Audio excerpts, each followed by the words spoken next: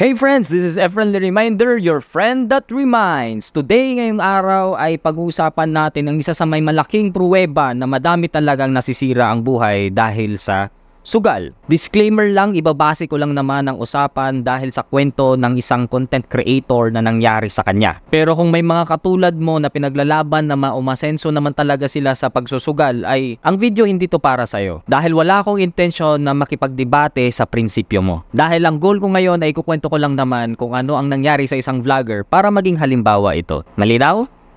Goods. Kilala mo naman si Von Ordonia, di ba? Dami niyang followers, grabe. Viral siya ngayon dahil sa revelation niya na na-scam daw siya ng engineer na kanyang kinuha para gumawa ng kanyang dream house. Ang sabi, nasa 8 million pesos ang nawala sa kanya at wala man lang progress doon sa project na napag-usapan nila. Ito ang sabi niya. April 7. April 7. March 15, simula nung iniwan at inabando tong lugar na to.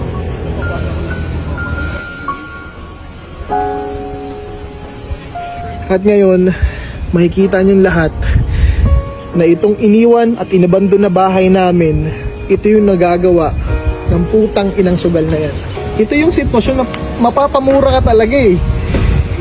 2 buwan akong hindi nakapunta dito dahil pinagkatiwalaan ko yung engineer at developer ko dito sa paggawa ng bahay. Tapos hindi ko inakala na ngayon na lang ulit ako makakapunta. Tapos ganito yung dadatnan ko. Lahat ng mga butas na to, hindi pa nalalagyan ng semento yan. Tapos sasabihin na malapit na yung 30%. Doon na bumabagsak yung napakalaking kasalanan. Kapag nagsusugal ka, sobrang kasabay na rin yan yung pagsisinungaling, pagiging manipulative. Halos lahat ng masasamang bagay magagawa mo na. Lalo na kapag na gipit ka na. Sugal nga ang sinisisi. Mabang 30% to. Utang ina. Ano yan?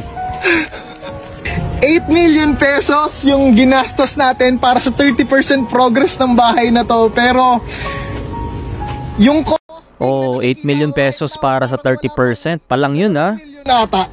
Wala pa atang 2 million yung nagagastos dito sa bakal, sa pagbungkal ng ilalim ng lupa. Sobrang nakakalungkot lang.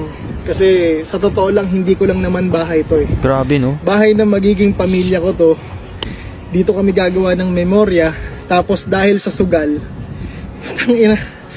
masisira yung pangarap namin, madedelay yung pinapangarap namin bahay na supposedly this December. Tapos na dapat to, pero madedelay.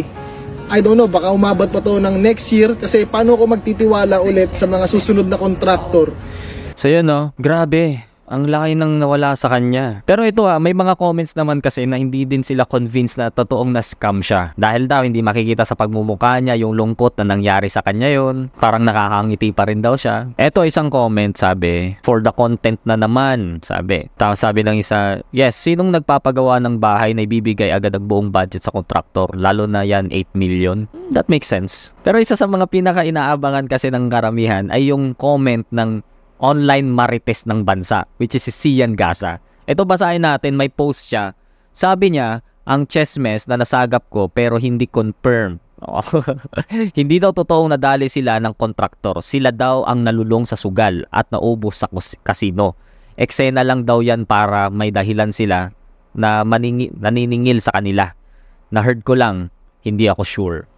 Ayun. So parang merong mga chismis na hindi naman totoo, talagang tinakbuhan sila ng kontraktor. Sila talaga daw yung nalulong sa sugal. At kung babasihan natin doon sa mga ibang post niya, lalong-lalo na itong si Nico David, ang dami niyang mga post talaga. Isa sa mga talagang fina-follow ko talaga si Nico David. Pang matalino yung mga kanyang contents eh. Ang dami niyang nire-reveal ng mga dating post nitong ni Von na dati siyang nagpo-promote ng mga online sugal. Eto, meron siyang isang pinost na talagang napapaisip din ako. A letter from a young engineer. Good day, Sir Nico. Just want to share my thoughts about dun sa issue ni Von and engineer issue. For reference, registered engineer ako recently lang at meron akong 2 years experience sa contracting company as a project control engineer. My first take sa kwento, kahit hindi ko alam yung buong kwento, pero considering na 8 million daw ang nabayad bakit hindi siya aware sa pinapagawa?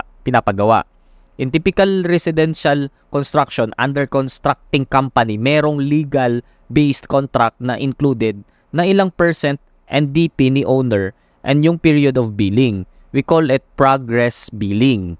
As Project Progress Plus, we always make sure na in daily basis may progress and in consolidate yon per week to report back to the owner.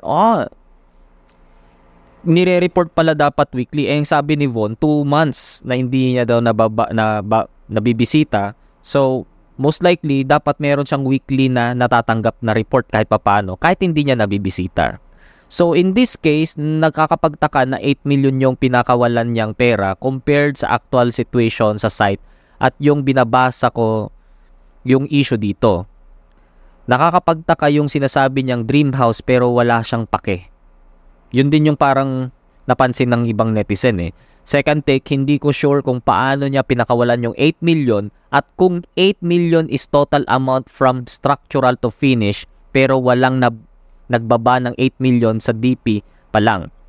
And also included dyan sa contract kung paano ang magiging progress billing at as per my experience in field, mostly for residential, nakapresyo ng sa kanya, ang average billing every other week is around 100 to 200. So, nakakapagtaka talaga. Yun. So, anong takeaway ko dito? Sa totoo lang, daming mga revelations na nangyayari ngayon sa social media. May mga reality show daw ng isang pamilya pero scripted pala. May mga contents na tumutulong sa may hirap pero scripted pala. At hindi mo na ma-determine kung talagang genuine yung kanilang pagtulong or content lang. May mga relasyon na pinapasakay yung tao pero collaboration lang pala. May mga dati tayong iniidolo na mga streamers na pinapanood natin sila pag naglalaro sila ng mga mobile games pero ngayon mga online sugal na yung kanilang ini-stream at napag-aalaman mo na lang na ibang server pala yung ginagamit nila kaya kung saan lagi silang nananalo para mas makainganyo ng mga taong sumali. It's for promotion purposes lang pala.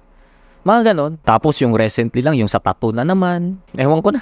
Ang dami. Pero sa totoo lang, ang social media, napakaganda actually. It's a platform na pwede tayong matuto. Pero madaming gumagamit na nito para manguto. Imbis na matuto, ay inuuto. Kaya if ever naging sincere man talaga si Bon o talagang na-scam siya, ay kawawa naman siya. Pero sa ngayon kasi, ang dami na talagang trust issue ng tao sa mga content creators eh. At kung sakali man na totoong galing sa pagpopromote yan ng online sugal kung bakit nagkaroon siya ng ganong kalaking pera para may patayo kaagad yung kanilang dream house, ay hindi malabo talaga na mabilis lang din mawala mga ganong klaseng pera. Alam naman natin na kapag ang isang bagay ay mabilis mong nakuha, ay mabilis mo lang din mawawala. Pero tulad nga ng sinabi ko sa unang vlog ko tungkol sa online sugal na yan, di lahat ng natatanggap natin ay nanggaling sa itaas.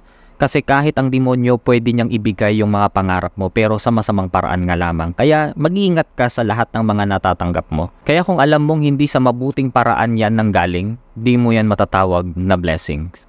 Well, just a friendly reminder.